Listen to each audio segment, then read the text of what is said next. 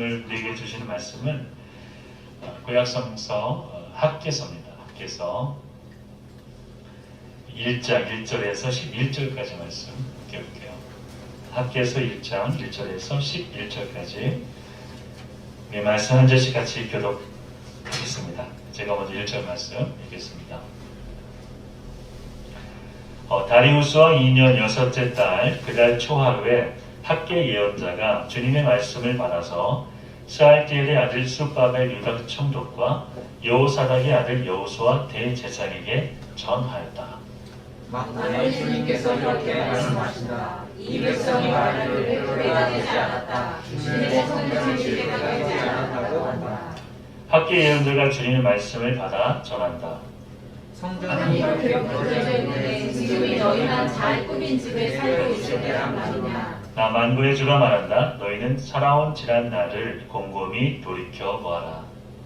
너희는 씨앗을 많이 뿌려도 얼마 얻지 못했으며 먹어도 배부르지 못하며 마셔도 만족하지 못하며 입어도 따뜻하지 못하며 우리 부사를 하고 멍청한 종일 돈을 먹게 되었다. 나 만군의 주가 말한다. 너희는 각자의 소행을 살펴보아라.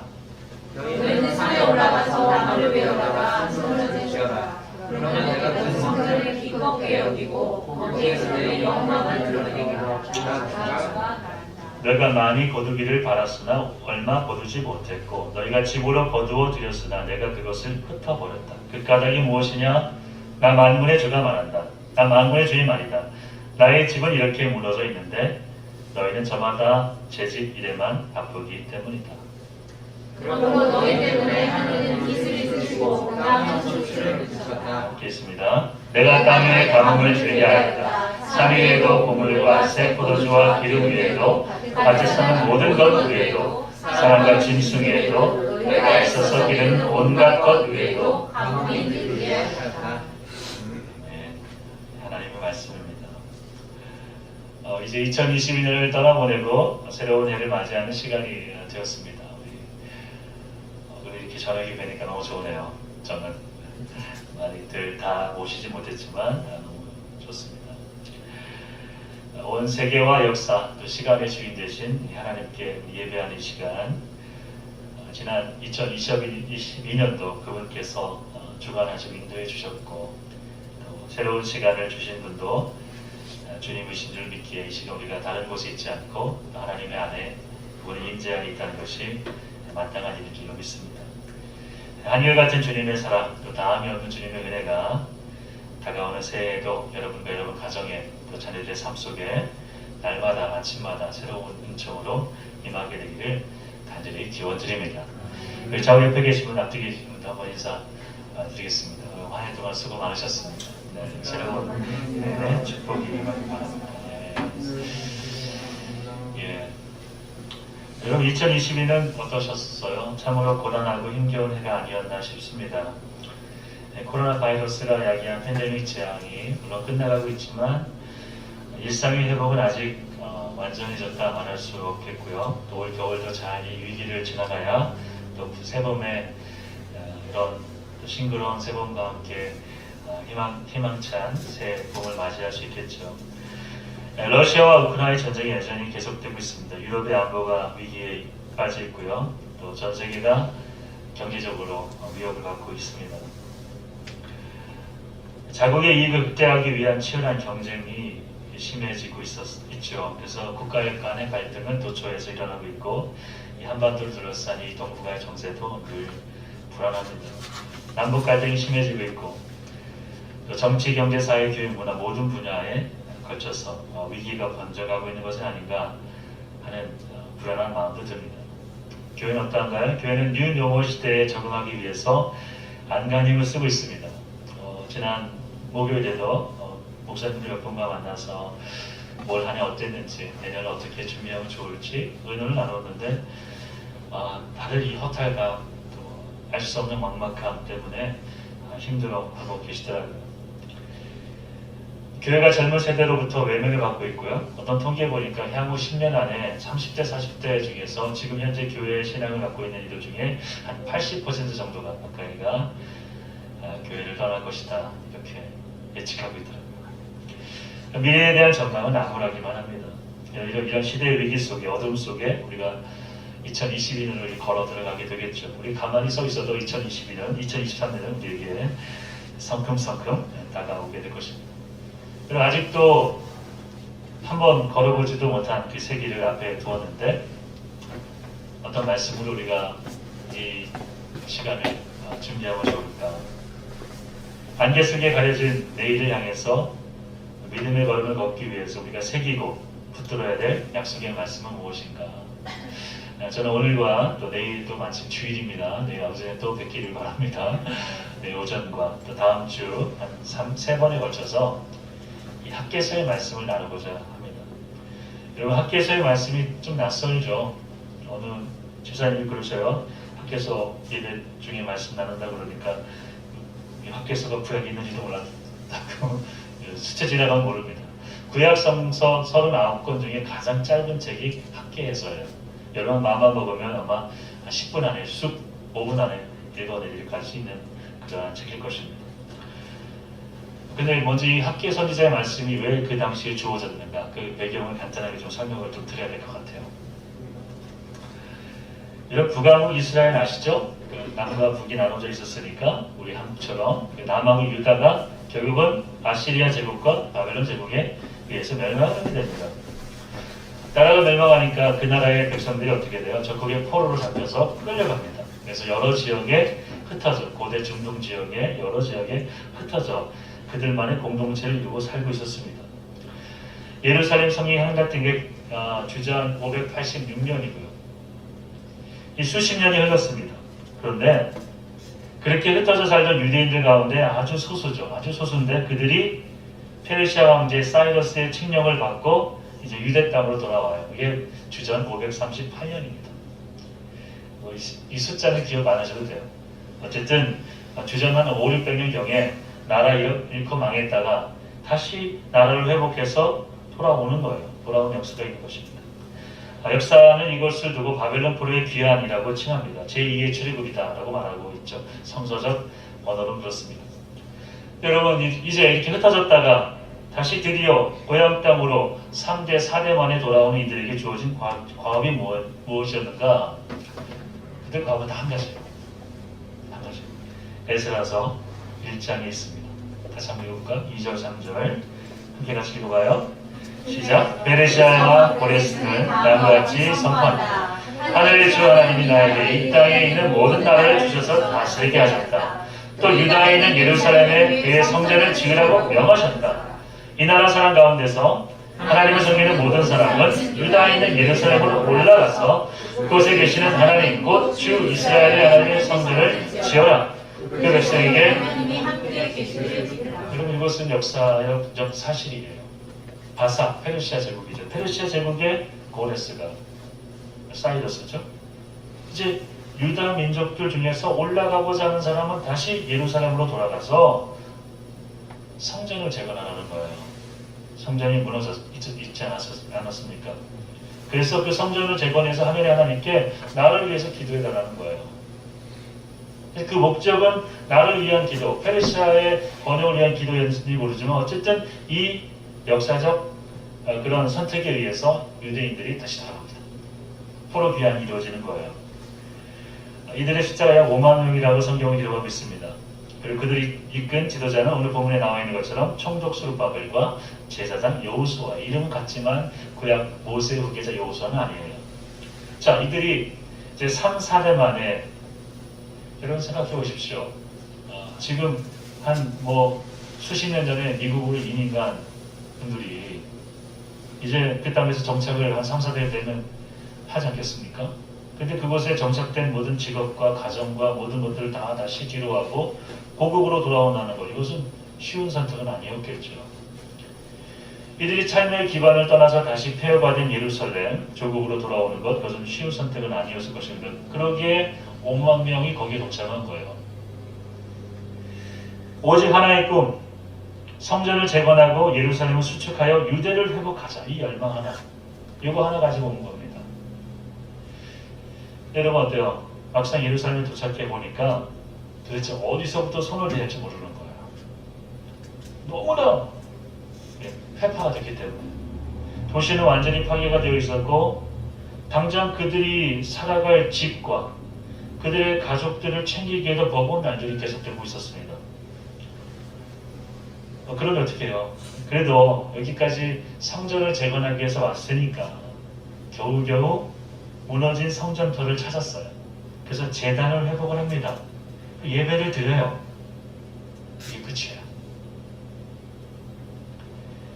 각자의 삶을 돌보는 일에 분주한 나머지 성전 건축은 엄두도 내지 못했고 그냥 시간만 하다가 가고 있는 거예요. 더욱이 이들이 다시 귀환한다는 사실이 대적들, 주변 민족들에게는 달가운 소식이 아닙니다. 집요하게 방해가 시작되는 거예요. 에스라서 4장입니다. 4절 5절 같이 한번 읽어볼까요? 이렇게 하시고요. 시작. 이 말을 들은 그 땅 백성을 방해하여 유다 백성의 사기를 떨어뜨렸다. 그들의 고문관들은 매수하면서 이러한 방해는 페르시아와 고레스가 다스리던 모든 기간뿐만 아니라 페르시아와 다리우스가 통치하던 때까지. 여러분, 성경의 기록은 정말 정확하죠. 고레스 왕의 그 칙령에 의해서 다시 돌아왔는데 왕이 바뀌고 다리우스 왕이 될 때, 통치할 때까지, 오늘 이 학계서의 배경이 될 때까지 중단됐다는 거예요. 성전 재건을 방해하고 예루살렘 성의 회복을 막고자 했던 주변 대적들은 이 회방하는 것을 멈추지 않았습니다. 제가 느헤미야서를 지난 올해 제가 살펴봤죠. 그 올해 느헤미야서에 나와 있는 것처럼 계속된 거예요.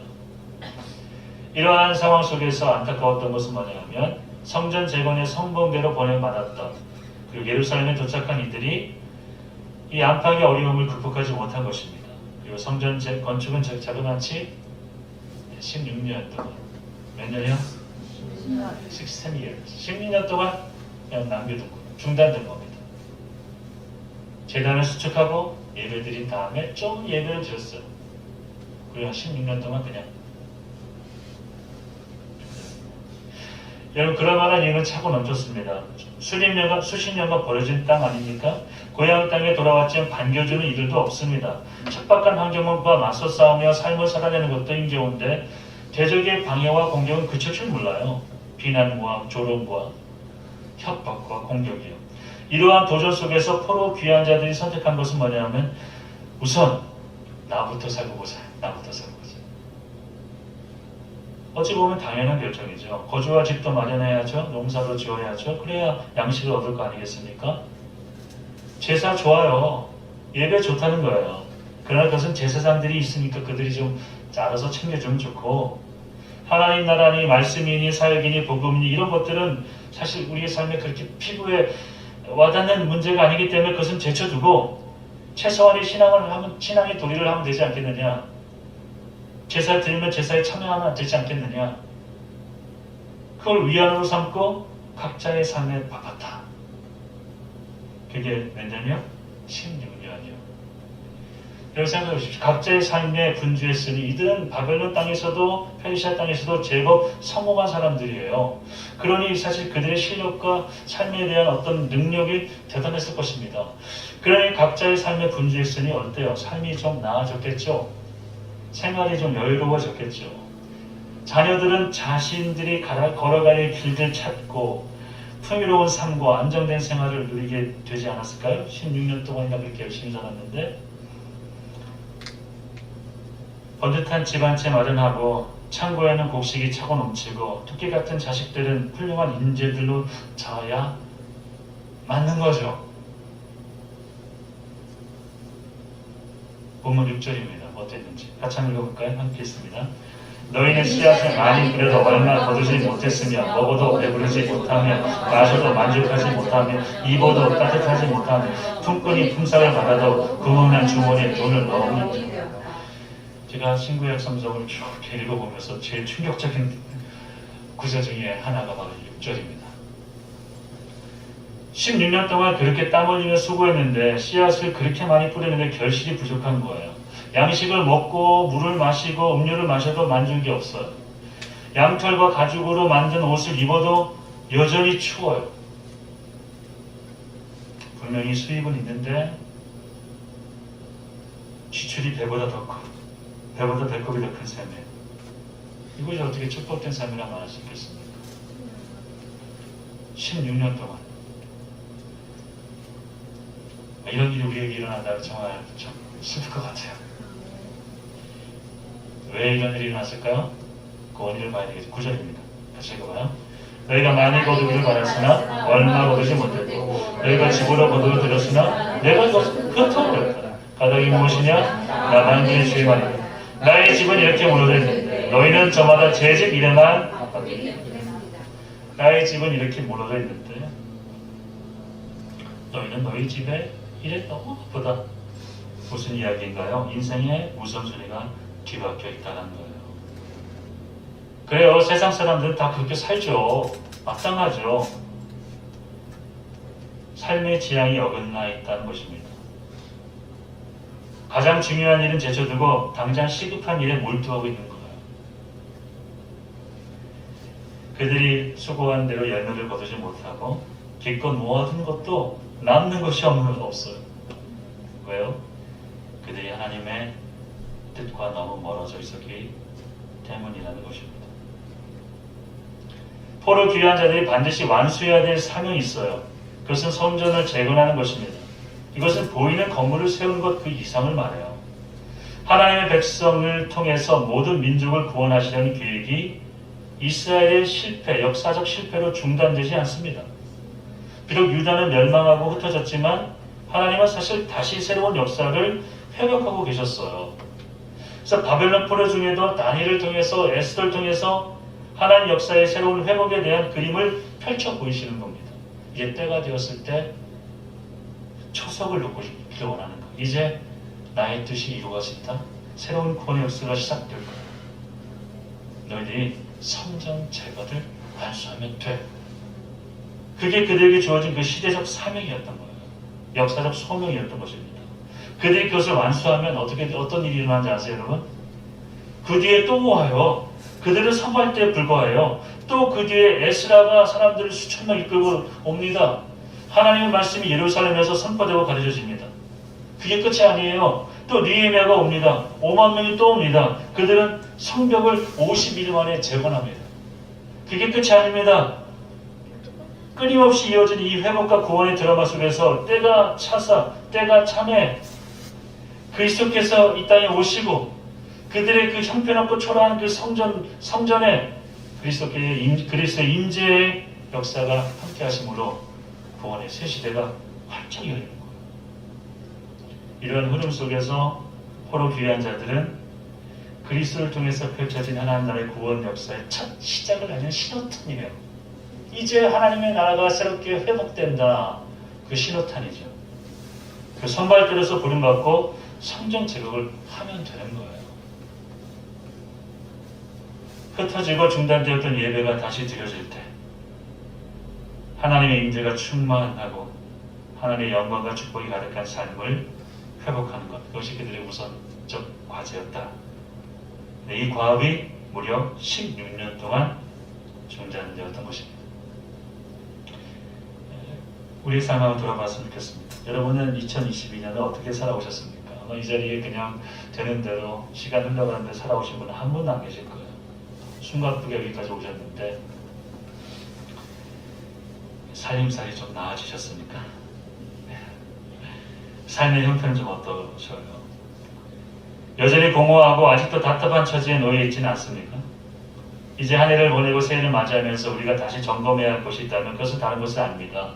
우리의 부르심이 무엇인지, 우리를 보내신 곳이 어디인지, 우리가 감당해야 될 그 한 가지 있다면 그 모든 것 다 제해두고 그 한 가지가 있다면 그것이 무엇인지 그걸 붙잡는 거예요. 이 참된 가치와 부르심에 따라서 우리의 흩어지고 파편화된 삶이 다시 재정비되고 재조율되고 또 새롭게 조합을 이루게 되면 우리가 거기서부터 새롭게 시작될 수 있다는 것입니다. 사랑하는 여러분, 저와 여러분이 2023년이 그 모든 흩어지고 또 뒤죽박죽 엉클어진 우리 삶의 모든 문제 속에서 다 하나의 하나님께서 우리에게 원하시는 하나의 사명, 그 하나의 꿈, 하나의 기대, 그 하나의 소명을 붙들고 다시 우리 삶을 재정비할 수 있는 그러한 이 시간과 새해 맞이가 되시기를 주의 이름으로 축원드립니다. 이런 5절과 한번 7절인데 5절 먼저 볼까요? 5절 말씀 이렇게 말씀하고 있죠. 함께 하시고 봐요. 나 만군의 주가 말한다. 너희는 살아온 지난 날을 곰곰이 돌이켜 보라는 거예요. 그래 보십시다. 오늘 우리가 시간 넉넉하잖아요. 12시에 기선까지 곰곰이 한번 생각해 보십시다. 진단과 분석이 선행되어야 처방과 대책을 세울 수 있기 때문입니다. 여러분의 신앙생활은 어떠했습니까? 여러분 예배는 어떠했습니까? 여러분은 얼마나 말씀에 붙들려 살기자 그렇게 애를 쓰셨습니까? 말씀 한 가지 그거 살아내기 위해서 얼마나 많은 걸 포기해야 했습니까? 여러분 얼마나 많은 기도의 시간을 가져왔습니까? 여러분 기도의 분량이 채워졌습니까? 항아리에 물을 가득 채우라. 뭘 채워요 도대체? 우리의 믿음과 우리 기도를 채우는 것이죠. 가득 채운 후에야 비로소 그 물이 포도주가 되는 건 아니겠습니까? 바닥을 드러내고 있어요. 우리의 기도와 음성이. 그런 기적은 일어나지 않죠. 여러분의 물질 생활은 어떠했습니까? 마땅히 드려야 할 것을 하나님께 드리셨습니까? 주님께 드려야 할 감사를 충분히 표현하셨습니까? 공동체에 속한 지체와 이웃들을 위한 여러분의 마음씀 소비는 어떠했습니까? 넉넉하셨습니까? 곰곰이 돌이켜보는 시간이 필요합니다. 7절이요. 같이 한번 읽어볼까요? 7절 말씀. 나 만군의 주가 말한 주님의 말씀이에요. 너희는 각자의 소행을 살펴보아라. 자, 곰곰이 살펴보아라. 지난 날을 각자의 소행도 살펴보라는 거예요. 지난 날은 과거라면 소행은 현재예요. 시제가요. 각자의 소행이란 익숙해진 사고방식, 굳어진 행동의 양식, 반복된 생활 습관 패턴을 말합니다. The way of your life. 좀처럼 변하지 않는 그릇된 태도는 여러분 없으신지요? 무심코 내뱉는 부정적 언어는 없으신지요? 주위 사람에 대한 판단이 이미 굳어져서 외면하고 무시하는 일은 없었는지요? 그냥 무시하는 거예요. 없는 사람 취급하는 거예요. 무익한 일에 낭비하고 허비하는 시간, 힘, 물질은 없는지요? 우리의 삶의 방식을 살펴볼 필요가 있습니다. 충분한 숙고와 성찰 뒤에 비로소 우리의 생각과 언어와 삶의 실천이 달라지는 그 첫걸음을 내릴 수 있기 때문에 그렇습니다. 여러분 2023년은 영적 기병기를 탄탄하게 훈련하는 시간이 되었으면 좋겠습니다. 예, 그래요. 지난 3년여 동안 이 코로나 상황 속에서 여러 가지 신앙적 훈련이 부족했던 건 사실이에요. 그런데 여러분 2023년은 그 무엇보다나 여러분 영적 기본기가 탄탄한 거룩한 습관을 세워가는 그런 한 해가 되기를 축복합니다. 말씀과 기도를 통해서 우리 영성이 더 단단해지는 겁니다. 예배와 봉사를 통해서 거룩한 삶의 방식을 배워가는 것입니다. 여러분 거룩한 삶의 방식은 좋은 습관이 하나둘씩 더해져서 형성되는 거예요.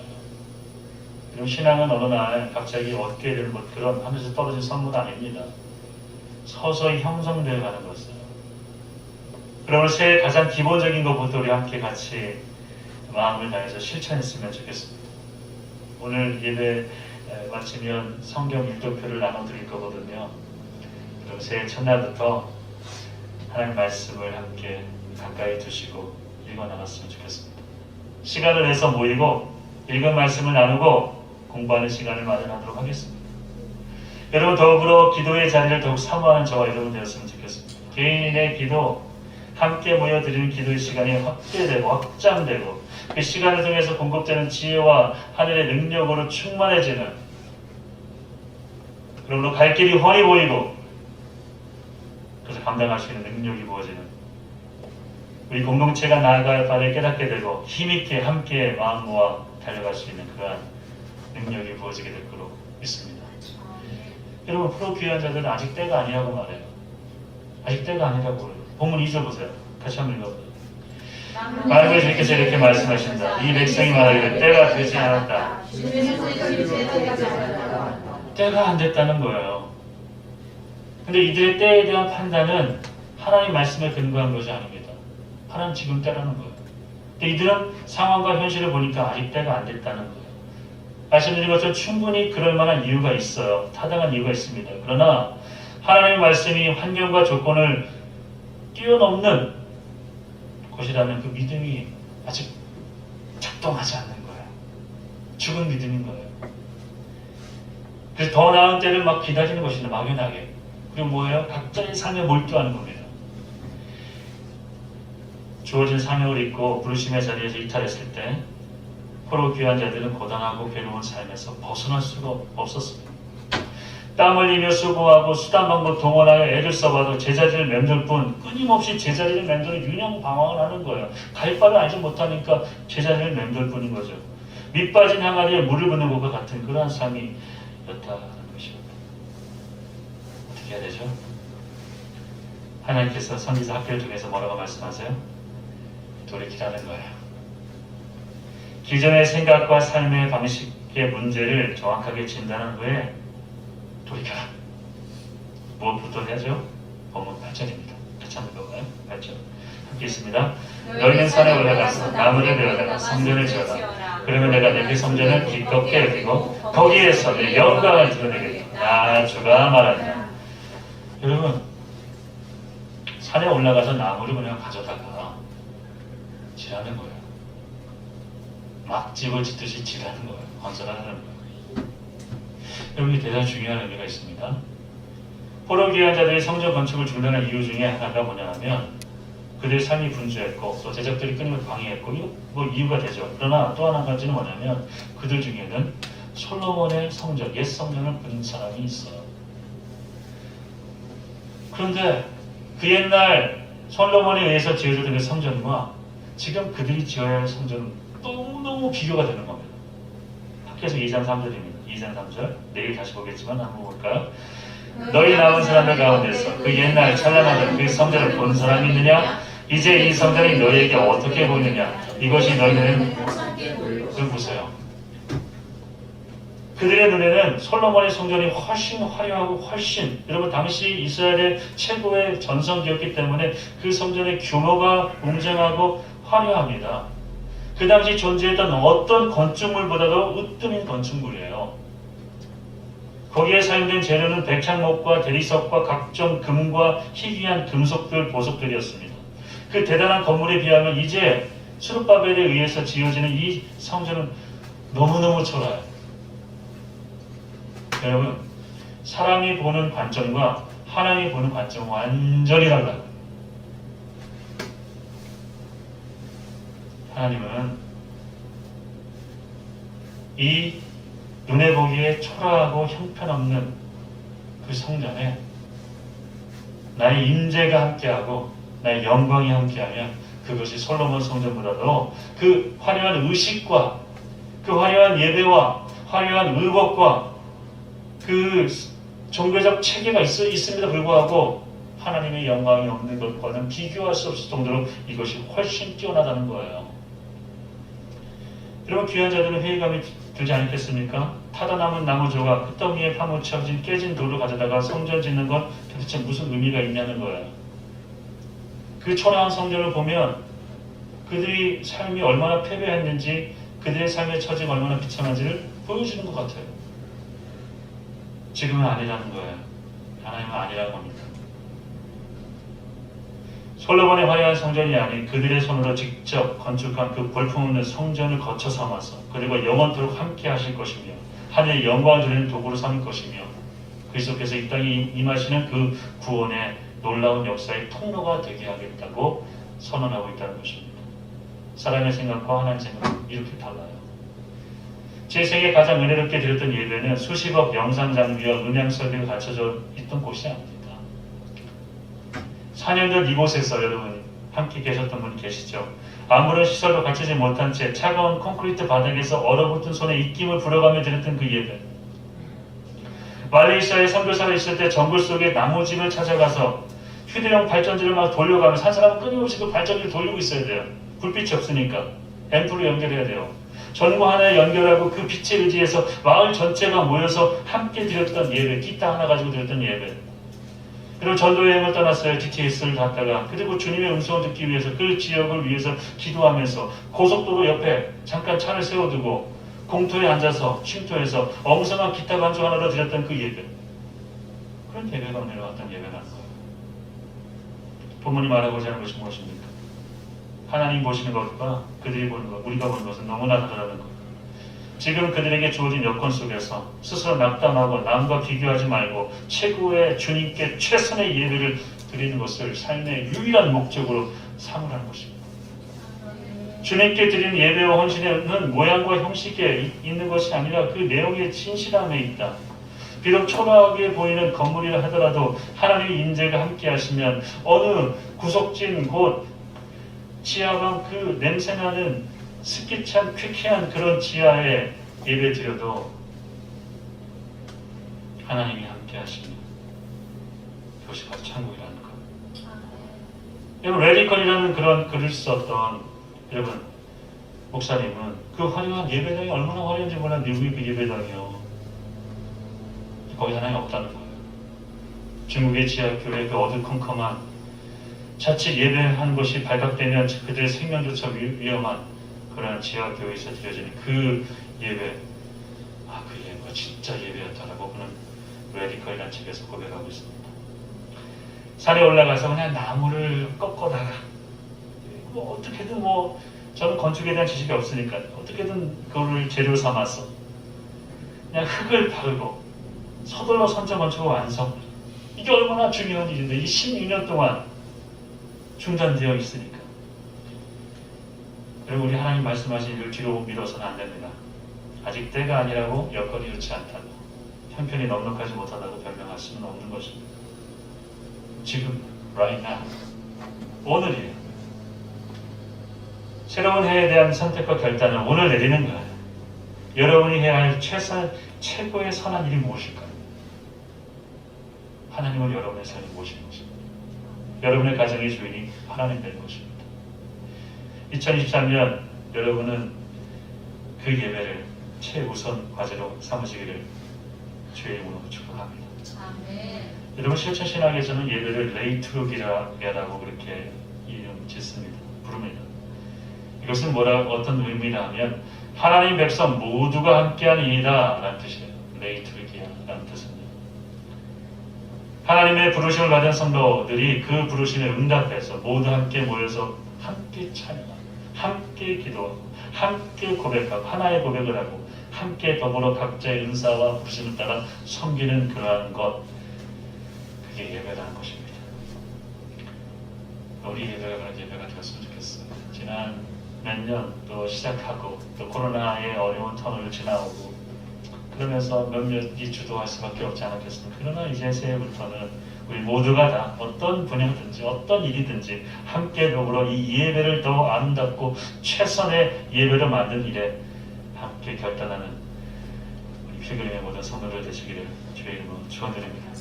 여러분 최고의 주님께 최선의 예배를 2023년 52주 매 주일마다 우리가 드린 그 예배가 최고이신 주님께 왕이신 주님께 최선의 것을 드리는 그 예배이기를 주의 이름으로 축원드립니다. 그럼 그때 어때요? 주님의 임재가 가득하고 하늘의 영광과 축복이 흘러 넘치는 거예요. 그래서 여러분 이제 오늘 말씀을 마무리하면서 기도의 시간을 좀 갖고자 하는데요. 준비한 속사는 내일 예배 때 하려고 합니다. 그래서 오늘 기도하고 찬양하고 또 마무리하고 그렇게 하려고 하는데 오늘 그 은혜란 찬양이 여러분 아실 거예요. 은혜란 찬양을 한번 같이 부르면서 찬양을 드리면서 올 한 해 여러분 시간들을 오늘 본문의 말씀처럼 나 만군의 주가 말한다. 너희는 살아온 지난 날을 곰곰이 돌이켜보라. 한번 돌이켜보십시오. 올해 여러분 어떤 삶의 길을 걸어오셨습니까? 어떤 일 때문에 그렇게 안타까워하고 또 화도 나고 짜증도 나고 힘드셨어요. 그러나 올해 그 모든 우리 삶에 일어났던 일들은 내가 잘할 것은 잘하고 버릴 것은 버리고 또 비울 것은 비워내고 가난하고 깨끗한 마음이 되어야 이제 주님의 임재 속에서 새해를 맞이할 수 있지 않겠습니까?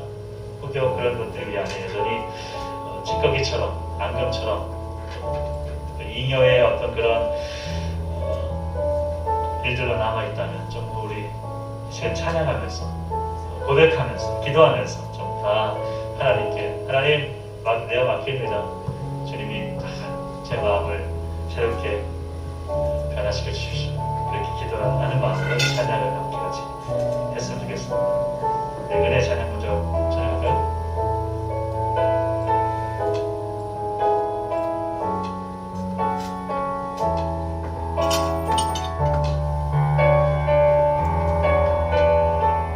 내가 누려왔던 모든 것들이 내가 누려왔던 모든 것들이 내가 지나왔던 모든 시간이 내가 걸어왔던 모든 순간이 당연한 것 아니라 은혜였어. 아침해가 뜨고 저녁에 너를 봄의 꽃향기와 가을의 열매 변하는 계절의 모든 순간이 당연한 것 아니라 은혜였어. 모든 것이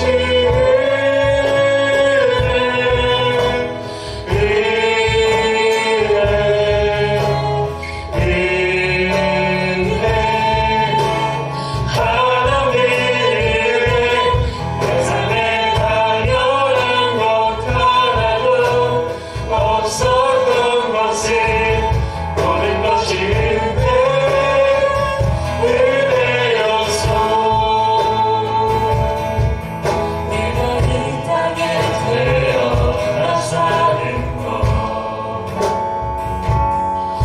어린아이 시절과 지금까지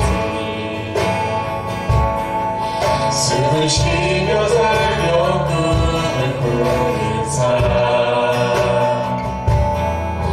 당연한 것 아니라 은혜였어. 내가 하나님의 자녀로 살며 모든 찬양하고 예배하는 삶 복음을 전할 수 있는 축복이 당연한 것 아니라 은혜였어. 모든 것이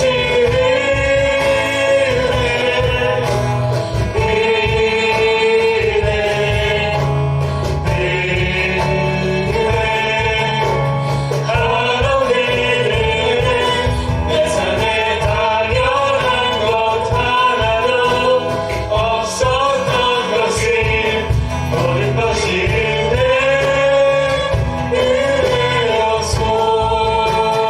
모든 것이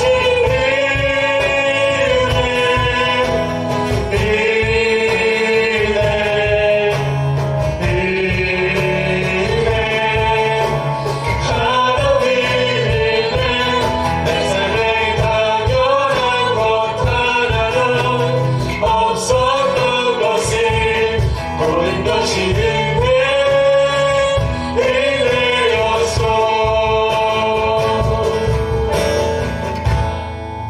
이제 기도를 원합니다.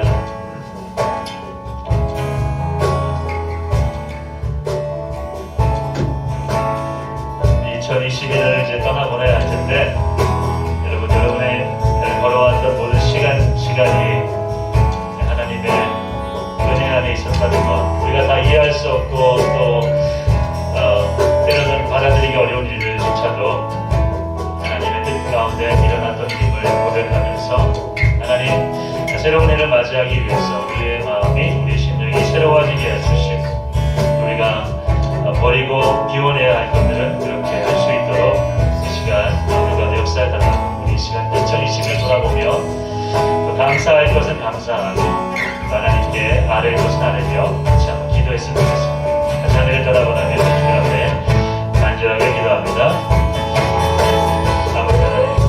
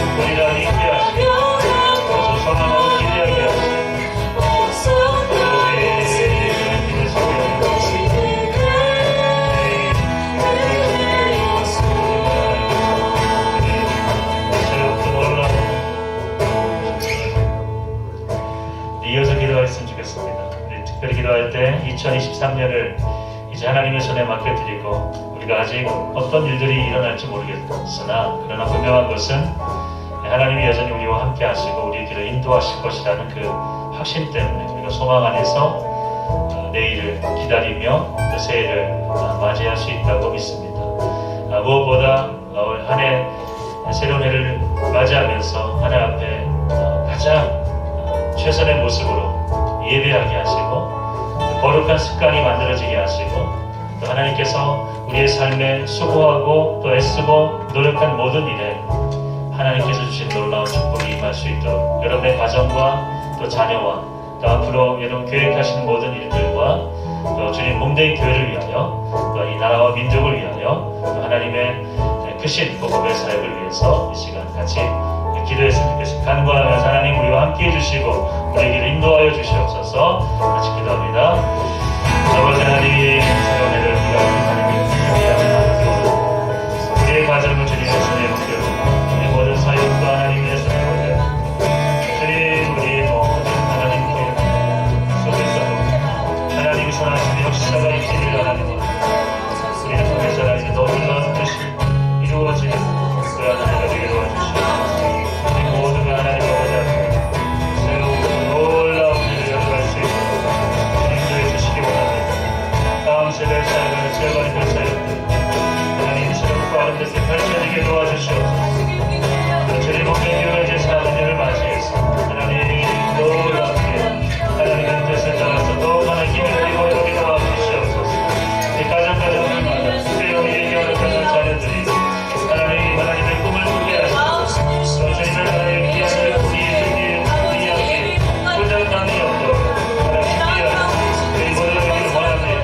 아버지 여기는 아버지 주님 거룩한 예배의 공동체를 세워나가기 원합니다. 하나님 예배를 통해서 하늘의 임재와 영광을 있게 도와주시고 내가 놀라운 하나님의 영광을 나타날 수 있도록 아버지 하나님 인해 주시옵소서. 주님 우리의 가족들을 주님께 올려드립니다. 주님 또 주님을 주시옵소서. 오 하나님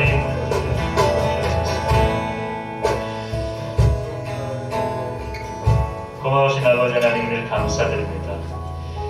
새로운 해를 저희들 맞이하기 위하여 오늘 학개서를 통해서 주신 말씀 우리 마음에 새기고 우리 지나온 날들을 돌아보며 또 우리 삶의 모습을 또 살펴보며 무엇보다 가장 소중한 하나님 맡기시는 하나님 우리 삶의 가장 우선이 되고 또 주님의 나라가 우리 삶에 먼저이고 또 하나님 맡기신 그 일을 이루어가는 일에 우리의 정성과 시간과 물질과 또 우리의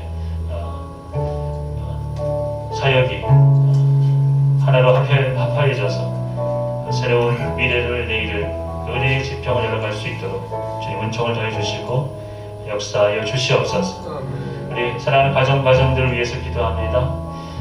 하나님 주님께서 그 가정에 친히 목자가 되어 주셔서 이 어둡고 험한 세상을 하나님 주의 인도하심 따라 걸어갈 수 있도록 그 선하신 주님의 손길로 돌보시고 역사하시고 이끌어 주시옵소서. 우리의 자녀를 주님의 손에 맡겨드립니다. 하나님 그들이 어떤 상황 가운데 있든지 주님이 그들 삶의 인생의 주인 되심을 기억하게 도와주시고 하나님을 삶의 주권자로 받아들이게 도와주시고 주님이 예비해 두신 그런 축복의 그런 능력의 역사로 한 걸음 한 걸음 믿음으로 가름질할 수 있도록 하나님께서 역사해 주시고 인도하여 주시옵소서. 우리의 사업을 주님의 손에 맡겨드립니다. 우리의 경영하는 일들을 주님의 손에 맡겨드립니다. 계획하는 것은 우리일지라도 그것을 이루시는 분이 주님이십니다. 우리가 정한 발걸음으로 우리를 인도해 주시고 하나님 만남의 축복들을 허락해 주시고 하나님께서 예비해 주신 우리 삶의 놀라운 축복들을 받아들이는 그런 새로운 한 해가 될 수 있도록 역사하여 주시옵소서. 우리 모든 관계를 주님의 손에 맡겨드립니다. 하나님 모든 관계들이 평화를 나누는 관계가 되게 도와주시고 사랑 안에서 서로를 세워가는 그런 아름다운 관계로 회복될 수 있도록 은혜를 더하여 주시옵소서. 주님의 교회와 또 사역을 주님의 손에 맡겨드립니다. 하나님 이제 4주년을 넘어서 새로운 5년을 열어갈 때 하나님 이전에 부어주셨던 그 은혜보다도 갑절의 은혜를 보여주시고 하나님 영성과 하나님 모든 사역을 감당하기에 부족함이 없는 그런 축복을 이 모든 성도들에게 내려주시옵소서. 무엇보다 하나님 아버지 우리의 왕이시고 우리의 주 되신 주님께 매 순간순간 최선의 예배를 드리게 도와주시고 그런 삶의 우선순위가 바르게 세워져 갈 때 주께서 우리 삶의 모든 일에 복을 더해주시는 그런 축복을 누리는 모든 제복된 피그림의 성도들 되게 하여 주시옵소서. 주님께 모든 것을 의지하고 의탁드리옵고 살아 역사하시는 예수님의 이름으로 기도하옵나이다.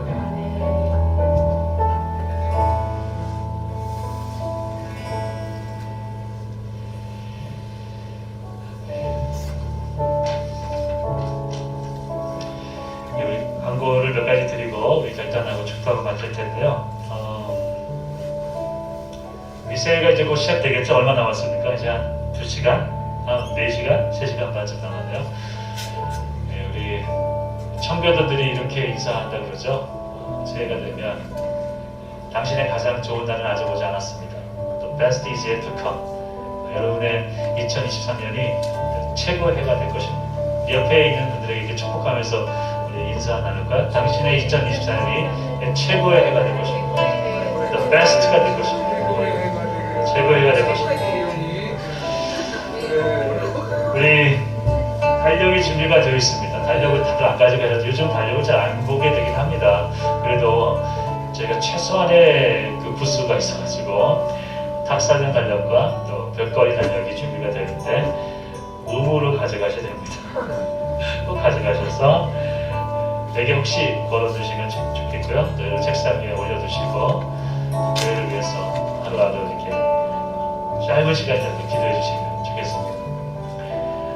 우리 성경 일독표를 나눠드립니다. 우리 새해부터 하나하나 읽어나가면서 우리 수요일을 통해서 또 기타 다른 여러 모임을 통해서 말씀 읽은 것들 함께 나누고 공부하는 시간들을 마련하도록 그렇게 하겠습니다. 여러분 내일이 주일이에요. 내일 보실 거죠? 내일 11시에 이곳에서 신년 첫 예배가 드려지니까 꼭 오셔서 함께 참여해 주시면 좋겠습니다. 우리 예배 후에 간단하게 차를 끓여 놓았는데 차 나누시고 또 다가 나누시면서 담소 나누시고 인사 나누신 다음에 자유롭게 그렇게 귀가하시면 되겠습니다. 우리 시간 다 같이 자리에서 일어나셔서 선한 능력으로 마지막으로 찬양하겠습니다.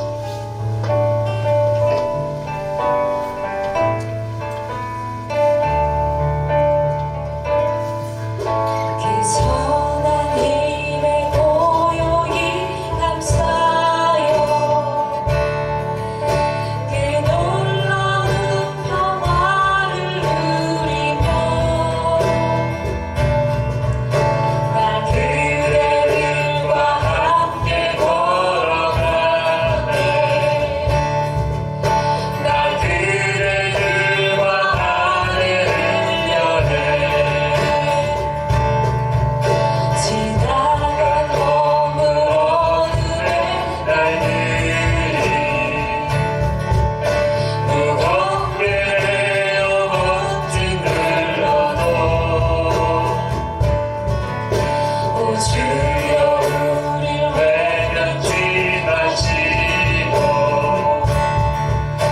약속의 구원을 이루소서. 그 선한 힘이 우리를 감싸시니 믿음으로 일어나는 기대하네. 주 언제나 우리와 함께 계셔.